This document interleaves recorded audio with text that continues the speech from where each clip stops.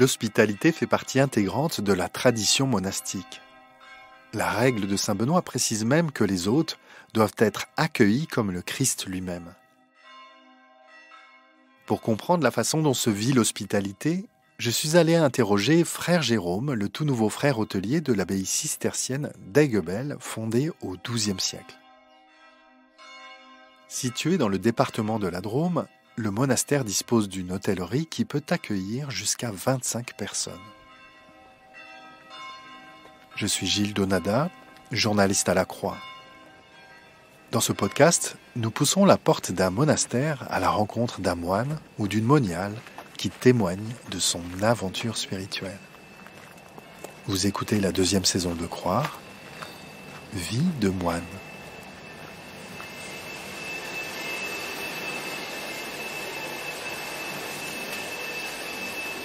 Il va travailler là Oui.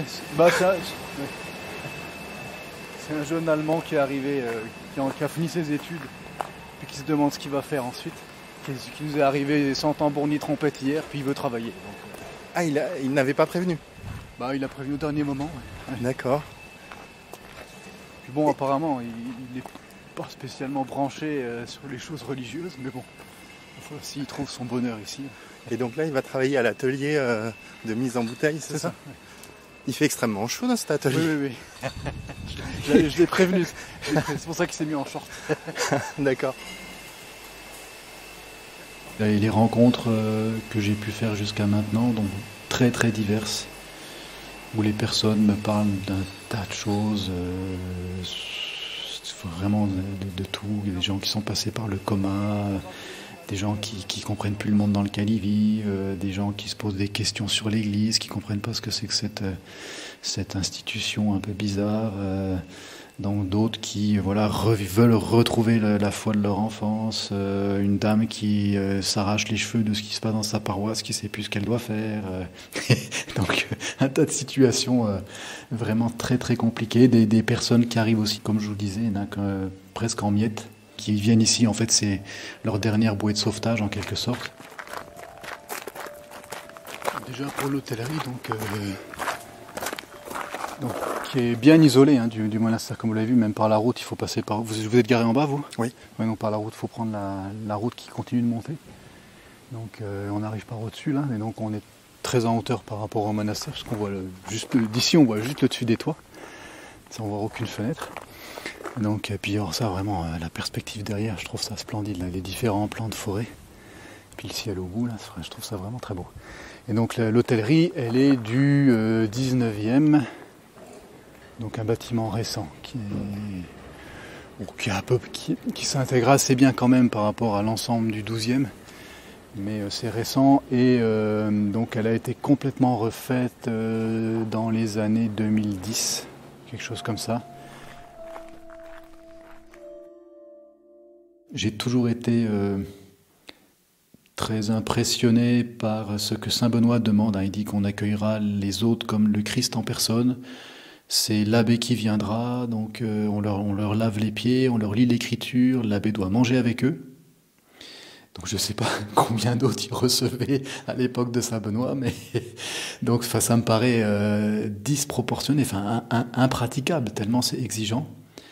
Mais voilà, je pense qu'en tout cas, on voit que pour saint Benoît, c'est quelque chose d'important, et je le mesure mieux maintenant, qui se rendait compte que même si on n'est pas là d'abord pour accueillir des autres, on est là d'abord pour prier, pour chanter l'office, pour vivre une prière permanente dans le silence, et puis bon, le service de nos frères, donc cette vie fraternelle commune très étroite, très exigeante.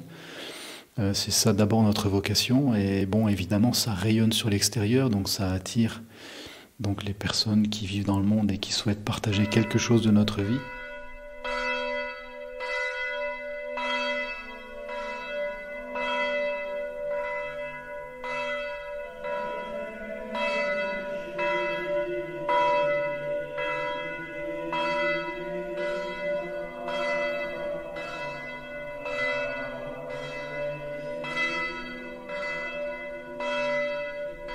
Je me suis rendu compte de deux choses, que en fait c'est une consécration, c'est-à-dire que ça prend toute la personne. C'est pas un petit job qu'on va faire 2 heures le matin, 2 heures l'après-midi. Donc c'est vraiment un emploi qui prend la personne et bon, ça se matérialise concrètement par le fait j'estime, devoir être joignable tout le temps.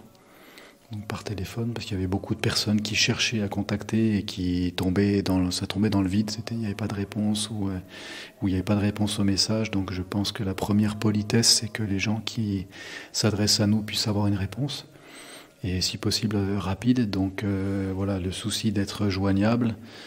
Ici, on m'a demandé d'assurer une présence, alors j'ai pas, peut-être pas comme le faisait Frère Jean-Marie, en étant vraiment pratiquement 24 heures sur 24 sur place, mais voilà, au moins que les personnes qui sont là puissent quand même me trouver facilement, et puis d'être présent dans la journée. Là, j'essaye de passer aussi le soir au repas pour saluer les personnes qui sont arrivées dans la journée que j'ai pas pu rencontrer, et puis leur proposer, leur dire que je suis disponible.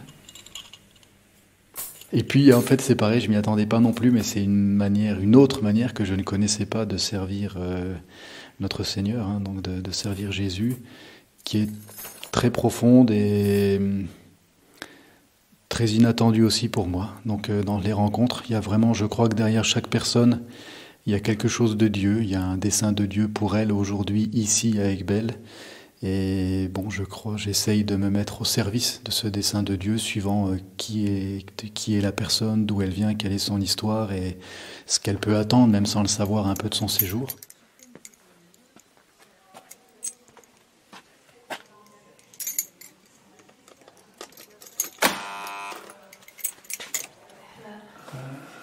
Bonsoir.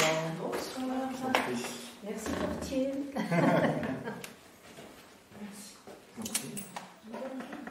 Je pense qu'il ne faut pas craindre du tout d'ouvrir grandes les portes et de recevoir largement. Après, bien sûr, d'appliquer un discernement au fur et à mesure de l'expérience qui pourra se constituer, mais dans un premier temps, en tout cas, il me semble qu'il faut rester très ouvert. D'être ouvert vraiment à toute la richesse de ce qui peut, des personnes qui peuvent se présenter. Vous avez un coup de main ou... Ah. J'ai passé juste un coup au sol. Je t'ai pas vu depuis hier. Ouais. Tu survis? Il était caché. Ça va? La plupart des personnes souhaitent retrouver, faire marquer une pause quand même dans ce qu'ils vivent, soit pour prendre du recul, soit vraiment même pour simplement se reposer, en n'étant pas forcément très branchés sur les choses de la foi, mais ils savent que là, ils pourront trouver des conditions qui vont leur permettre de se reposer, de se recentrer, peut-être de répondre à certaines questions qu'ils se posent.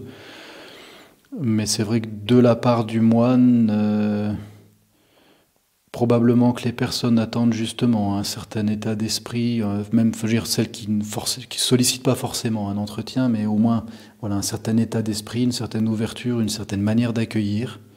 On n'est pas un hôtel. Et c'est vrai que même pour des choses très concrètes, quand je sens qu'il y a une certaine gêne du côté des moyens, je dis aux gens que on n'est pas là pour faire du business, donc je pense que c'est important. Si c'est un vrai désir chez eux, qu'ils puissent quand même faire un séjour et qu'après, pour le reste, on se débrouille. Et après, pour les personnes qui souhaitent un entretien, ça me dépasse complètement, mais c'est sûr qu'ils attendent un regard de sagesse au minimum ou de foi, un regard qui vient de l'Église, qui vient de la foi chrétienne sur ce qu'ils ont pu traverser comme événement personnel ou sur des questions qu'ils se posent ou sur même des blessures qu'ils portent. Donc c'est vrai que certains arrivent ici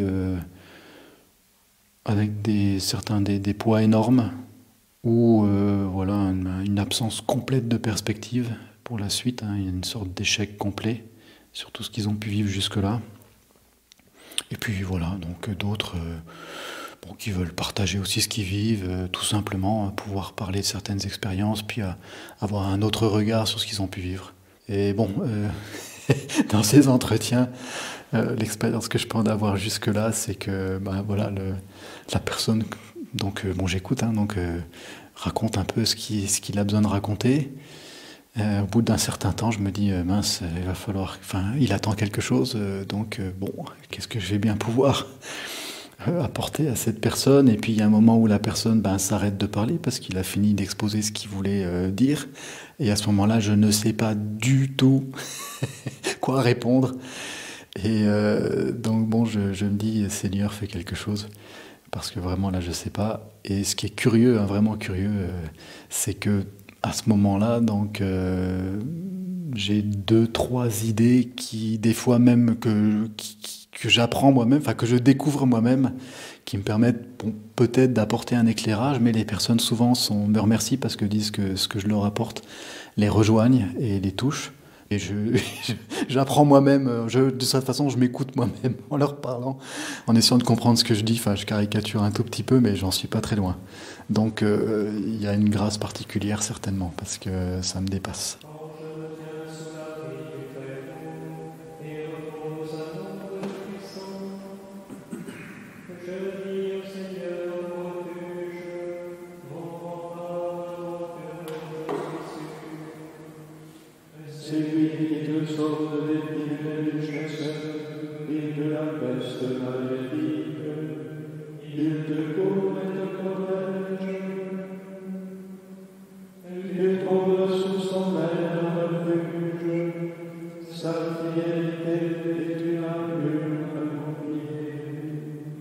Voilà, il y a vraiment quelque chose qui passe et pour moi, voilà, je vis ma vie de prière. Pour moi, c'est vraiment unifié avec cette vie intérieure qui est pour moi cette circulation d'amour de Dieu à moi, de moi à ceux qui m'entourent, que ce soit les frères avec lesquels je vis ou ici les autres dont j'ai à m'occuper. Voilà, c'est quelque chose de très unifié et qu'on passe de la louange de Dieu pendant l'office à comment aider les gens à retrouver Dieu, à vivre quelque chose de Dieu, à découvrir quelque chose de Dieu dans leur vie. Pour moi, c'est un même mouvement. Le malheur ne pourra te toucher, ni le danger approcher de ta demeure. Il donne mission à ses anges de te garder sur tous tes chemins. De manière intense, hein, à chaque fois que je célèbre la messe, je porte dans mon cœur et dans ma prière, particulièrement dans ce moment favorable où Dieu nous est tout proche et se donne à nous, donc je lui présente tous les autres qu'il m'a confié un temps ou qu'il m'a envoyé. M'a confié, c'est un mot peut-être un peu trop fort, mais qu'il m'a envoyé, qu'il m'envoie ou qu'il m'enverra. Pour moi, c'est fondamental de les porter d'abord dans la prière, ces personnes. Alors quelquefois, je leur dis pas peut-être systématiquement, peut-être je devrais le faire davantage d'ailleurs, parce que je sais que les personnes sont toujours touchées quand ils savent qu'on prie pour elles. Mais c'est sûr que voilà, mon premier boulot, c'est la prière, et c'est de porter ces personnes-là dans la prière, c'est sûr. Et puis après, c'est vrai que je peux avoir des situations lourdes, voilà, des personnes très fragilisées. Je les confie encore plus particulièrement à Dieu, pour que ils trouvent des personnes, des moyens de repartir. Beaucoup repartent vraiment touchés et je pense ne repartent pas comme ils sont arrivés. Et c'est la grâce du lieu et de la communauté. Certains souhaiteraient pouvoir remercier tous les frères en particulier, ce qui évidemment n'est pas possible. Donc il y a vraiment une grâce. Les gens sont vraiment touchés. Parce que la plupart du temps, par leur séjour, ils disent souvent qu'ils ne sont pas venus assez longtemps et qu'ils vont revenir plus longtemps. Parce que pour le moment, je crois qu'il y a vraiment des choses intenses qui sont vécues. Et c'est une grâce qui m'émerveille, que j'attendais pas, qui m'émerveille et dont j'essaie d'être le serviteur comme je peux.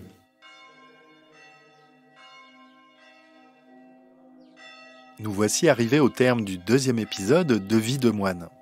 S'il vous a intéressé, s'il vous a touché, n'hésitez pas à le partager, à vous abonner et à laisser une étoile, un avis ou un cœur. Croire est à retrouver sur toutes les plateformes et sur le site et l'appli La Croix.